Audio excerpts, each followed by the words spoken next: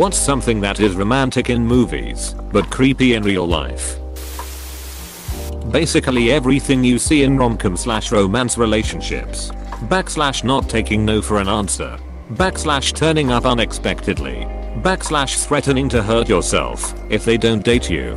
/ using big public displays of affection to show you're worthy of love. Just public humiliation for the crush. The list is very long.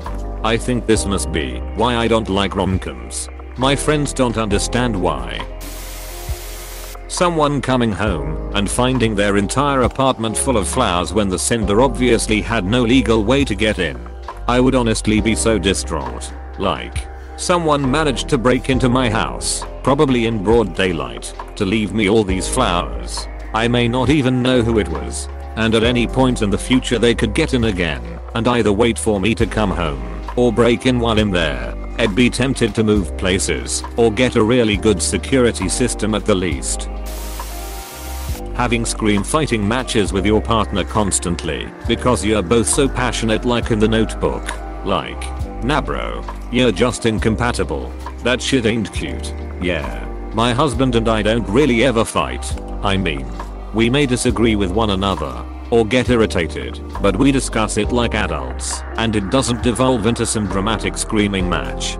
The fact that some people have relationships where these passionate matches happen often sounds so exhausting to me. I can count the number of fights I've had with my husband on one hand. We prefer it that way. His brother and Sil, though, good god, they probably need 2 hands to count how many screaming matches they have per week.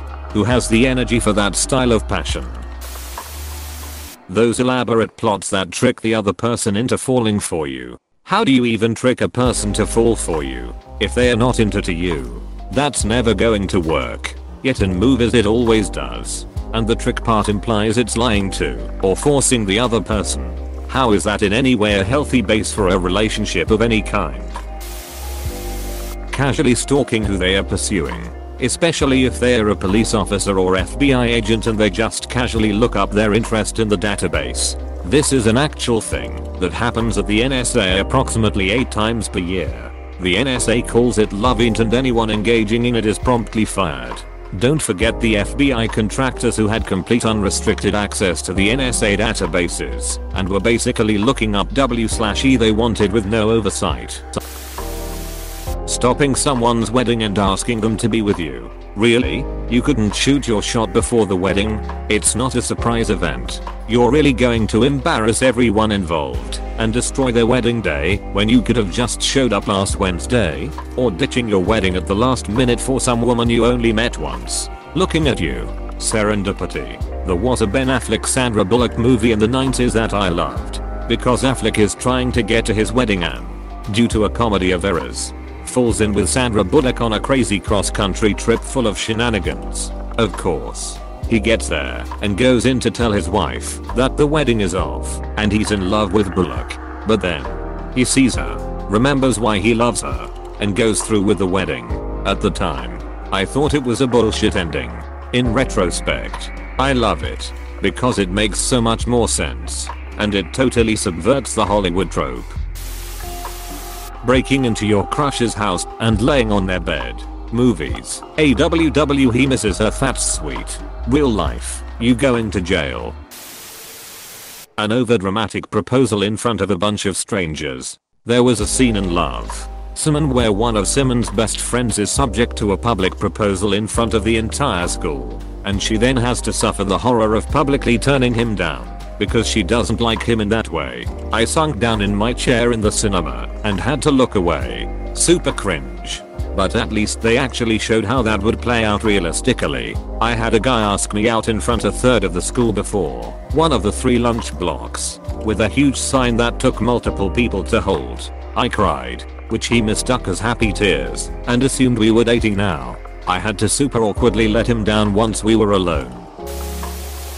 Stopping weddings. I attended a wedding in a city hall. The mayor said he's never heard someone say no, but he has already seen people who tried to stop weddings.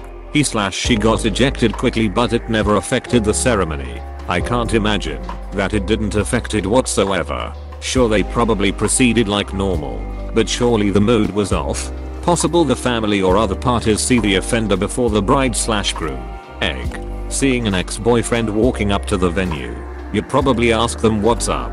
Come on. That's what the best man is there for. You should thank the ex for the full experience.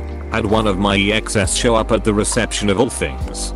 She wanted me to come outside to talk. Sent the best man out to deal with her. My wife probably would have fought her for showing up had she ever found out. Relentlessly pursuing an ex who clearly doesn't want you back. Sorry dude. Leaving wine and roses in your ex-girlfriend's car while she's at work isn't cute. It's super creepy and stalkerish. I had an ex do this to me too, only it was left flowers my car while at work. And once he left flowers on my counter at work while I had stepped away, which was super unsettling. I worked retail at the time, but I never saw him. After that he would drive around looking for my car when I was out at night with friends and stare at me from across the bar. He thought it as romantic and sexy, but when a 63 man follows around a 53 woman, it is more terrifying than anything. Or threat of a restraining order from a cop got through to him luckily, though I feel like me telling him to leave me the hell alone should have been enough. When couples are fake dating and trying to convince their family, then the family forces them to kiss in front of everyone to prove their love. No family would ever do this in real life. It's fucking weird. Like please. Make out in front of Nana and your Uncle Ken. Oh buddy. Where I grew up, Hispanic culture, if a boy and girl had any reason simmering, someone would chant BC Bizo Bizo until everyone joined in. Bizo Bizo Bizo. Lol. Yeah. This. I even named my, now 15, 5-year-old dog Bessie me the same. B/C. She would not stop giving kisses the entire ride home when she was rescued on the freeway. That's the sweetest name for a dog I've ever heard.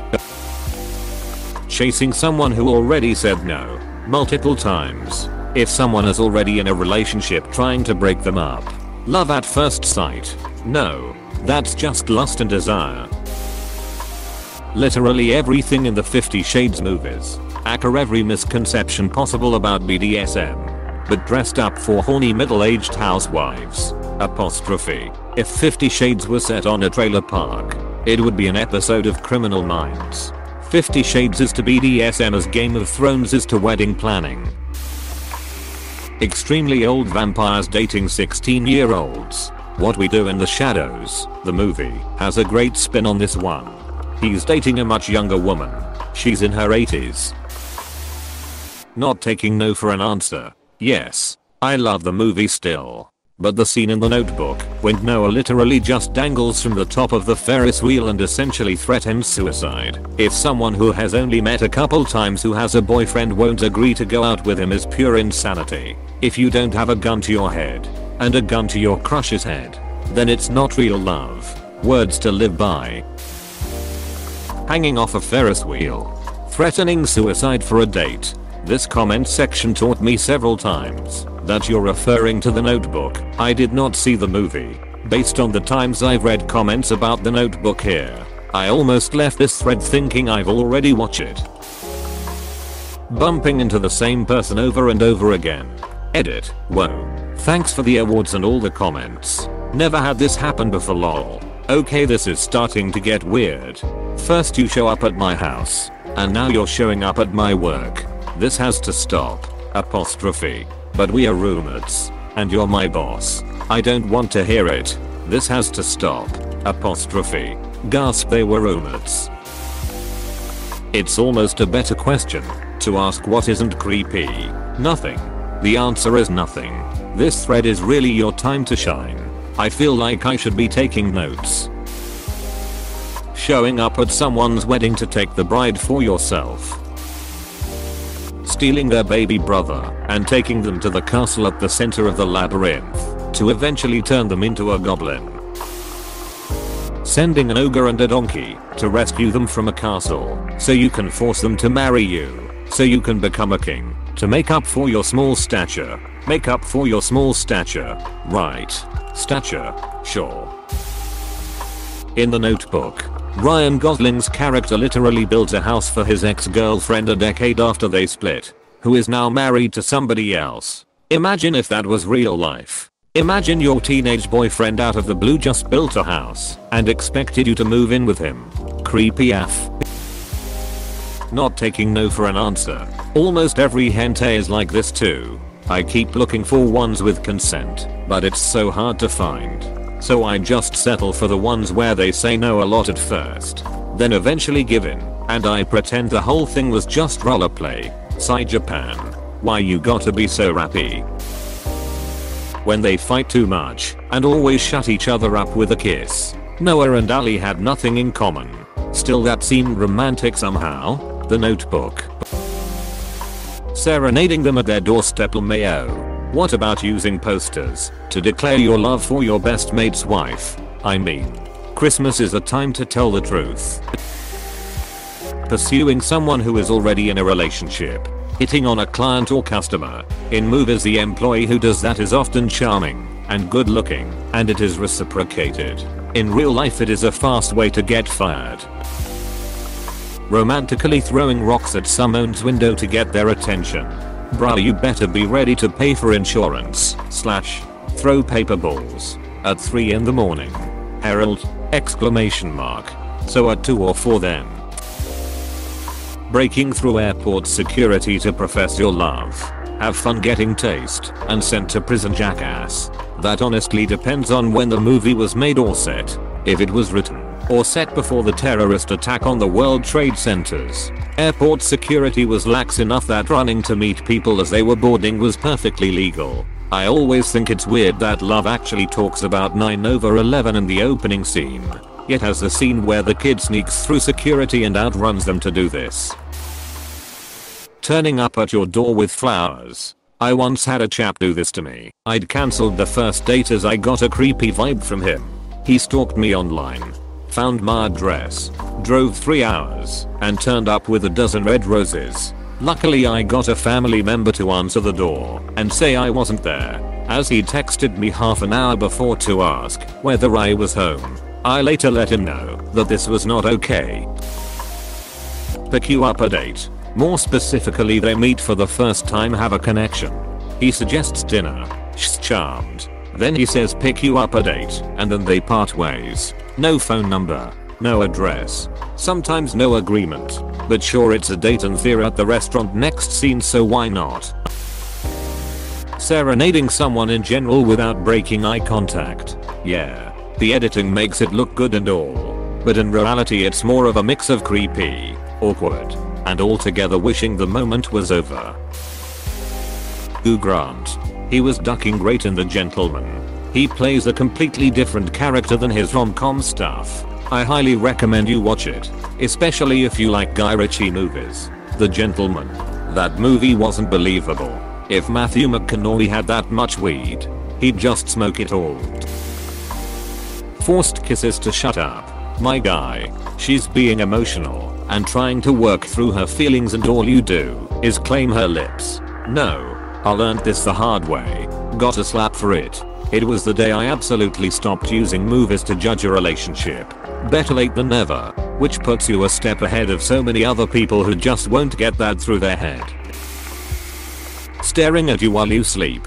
Looking at you, Edward Cullen. You creepy ass son of a bitch. When people talk like really close to each other's faces, like 2 inches apart, and their breath probably stinks. Trying to get your mum and dad to fall in love at the Enchantment Under the Sea dance, but your mother ends up with the hots for you, all while trying to generate 121 gigawatts while driving at 88 miles per hour. To be fair, I had no idea my mom was so goddamn thirsty when she was younger. I guess I'd better start manipulating her and my dad into growing up to be more successful adults so I can have that truck I like. Social interaction. Ugh, so creepy. Telling someone you have feelings for them using handwritten signs and a cheap tape player outside their home just weeks after their wedding at which you were the best man, while her husband, who is your best friend, sits inside watching a ducking quiz show. And then later, losing weight and becoming an American sheriff, then battling your way through a zombie apocalypse. Kissing someone who is asleep. I think this is okay. If it's your so I'm fine with it and think it's sweet when my fianc does this. But if it's a stranger slash someone you aren't actually dating slash etc, then I definitely agree. When I tried this, it startled her awake and her confused panic made things much less cute. Stay away from the mouth and nose if they're asleep. The body's anti-facehugger measures are usually unfiltered and powerful. Kiss them on the forehead if you want to be sweet, or gently rouse them enough that they're awake enough not to headbutt you in terror before you go in for the smooch. Hey PSSST, please subscribe and like.